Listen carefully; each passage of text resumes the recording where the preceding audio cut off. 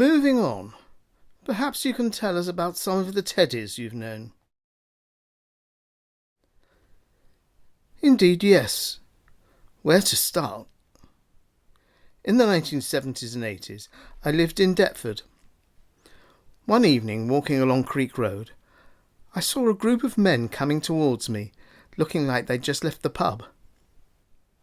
I realised that one of them was Teddy French, well known in the area, but I won't go into that. As they walked past me, Teddy left the group, came over, pushed me up against a wall, and held a knife to my throat. He was saying something totally unintelligible, just a lot of jumbled up words, and I had no idea why he'd picked on me. His friends called out, "Hurry up, Teddy, let's get on." And he rejoined them, and off they went. Strangely, I wasn't at all frightened.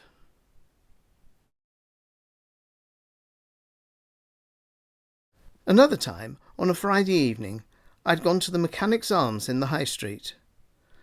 I walked in and there was so much noise. As I stood at the bar waiting to be served, I began to feel a pair of hands tightening round my throat. All round the pub there were shouts of, "No, Teddy, it's not him." That was Teddy Parnell, a friendly old rag-and-bone man who lived with his horse and dog in a stable in one of the railway arches. The next time I saw him, he was back to his old self. The incident was never mentioned. Who was the first Teddy you encountered? That would be Teddy Barnes. When I was growing up, our next-door neighbours were the Barneses. Ted Barnes, his wife Edna, and their two sons, Teddy and Bobby. There was a third son, Bernie, who very occasionally came to stay. They said he worked for a circus, which was why he was away a lot. Teddy was quite respected in the street. He was a patrol leader in the Scouts and was trying to complete his bronze Duke of Edinburgh's award. When he was 16, he got a Lambretta, and then when he passed his driving test, he bought a red Austin Healey Sprite. Ever since he left school, he'd worked in a men's outfitter's, but then he joined the police. One Sunday afternoon, some of my friends came round, and we were mucking about, playing guitars and banjos and accordions. Later on, when they'd gone, he saw me in the garden and came in. He leaned towards me.